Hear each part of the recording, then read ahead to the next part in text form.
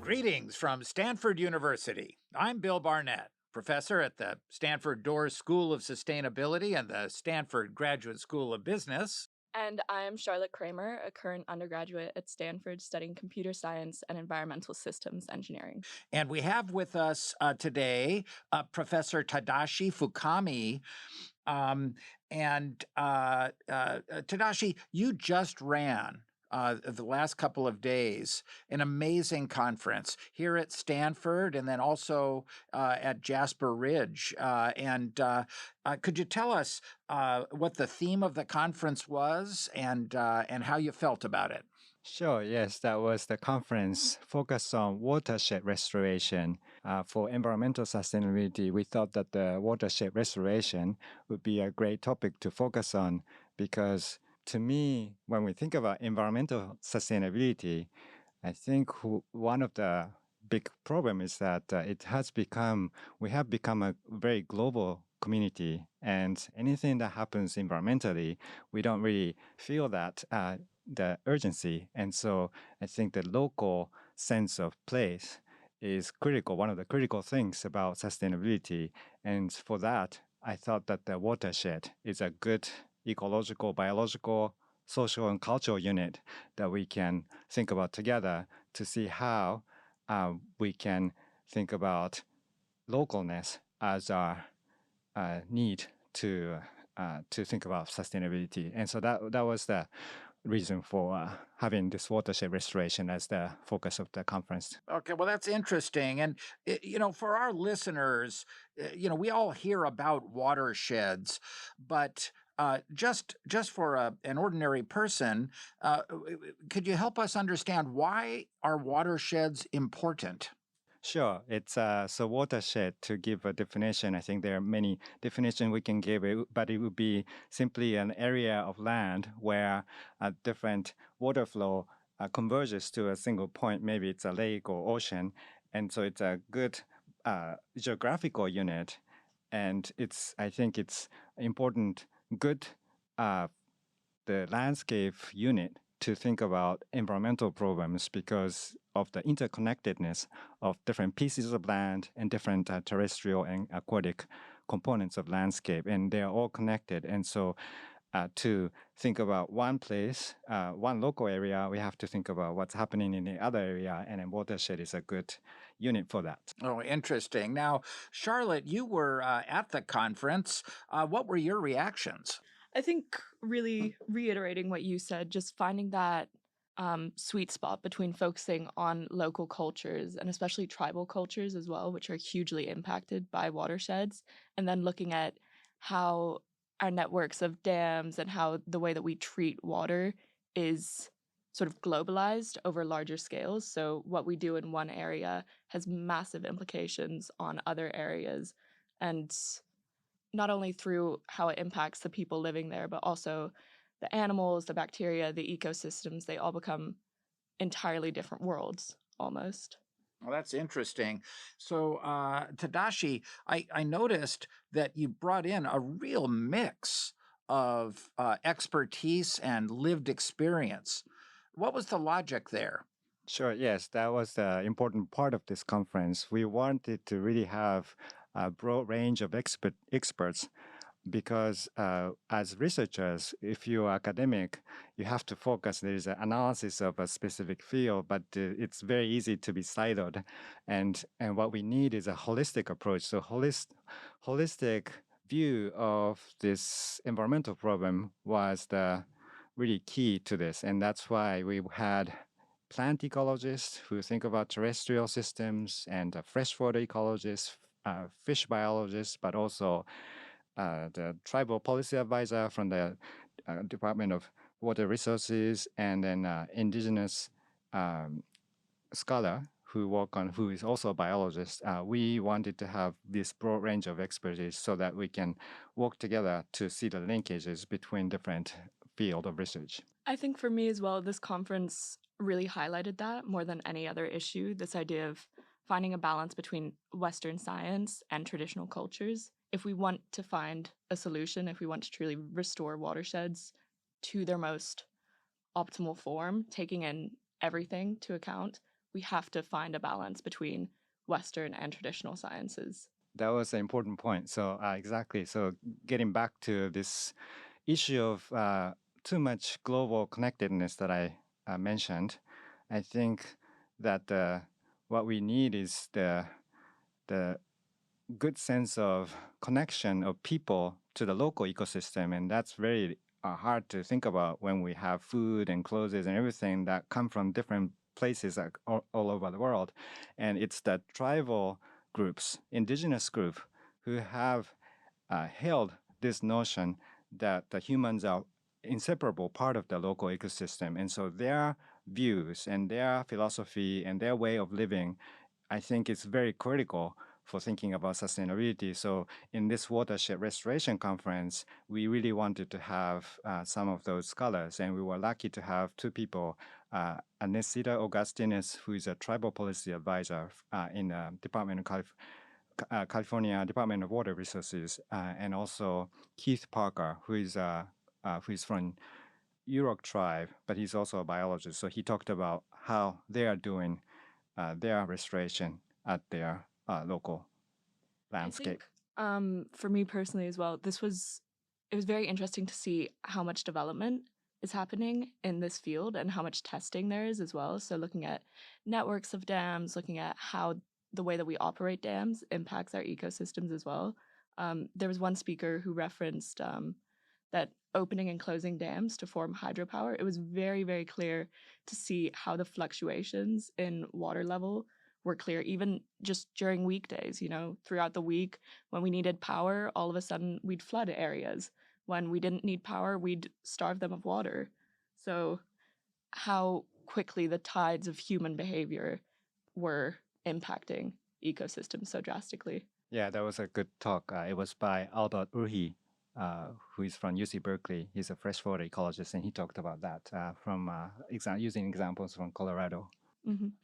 With all of these, with this incredible mix, there must have been some big surprises. What was most surprising coming out of this conference to you? I think one of the maybe highlight, I don't know if it's most surprising, but one of the most important point I thought was that what Keith Parker from Yurok tribe said. So we have this field that's now growing called traditional ecological knowledge, which is how, once again, indigenous groups, how they interact with nature. And it's called, in the academic world, the term we use is traditional ecological knowledge. But traditional it's a misleading word because they also evolve, their culture and their technology evolve, and they can use the Western science to help with this traditional to advance traditional ecological knowledge. So I think just keeping in mind that when we say traditional, that means indigenous, but it doesn't necessarily mean it's old or not evolving. And I think that was one of the key points that I got from the conference. Yeah, I have something similar. For me, what was most surprising was really the localness again. So Keith Parker as well, talking about how immediately the changes in fishing abilities directly impacted his community. So when they were restricted from fishing or when there simply weren't enough Chinook salmon in their waters, immediately there was rampant obesity because they had to find processed sugars and processed foods, even fake cheese, apparently, which also led to diabetes and ultimately led to a higher suicide rate in their community. They even had to call a mental health crisis after there were 12 suicides in 12 months, which I think just goes to say how important it is to look at environmental sustainability at a sort of local level. I mean, we can look at these dams and these water reservoirs and say like, oh, this is great. We're keeping water, we're developing hydropower, like everything's going great. But then if you look at the places surrounding these dams and if you look at the downstream effects of these dams, it's a tragedy almost. That's incredible because on the one hand, it is so local what you just described, Charlotte, but at the same time, it's so holistic and connected in the way that you described, Tadashi, with human health involved here, diet, all as obviously unanticipated consequences of changes in the availability of fish, which of course reverberate as unanticipated consequences of other kinds of human activities.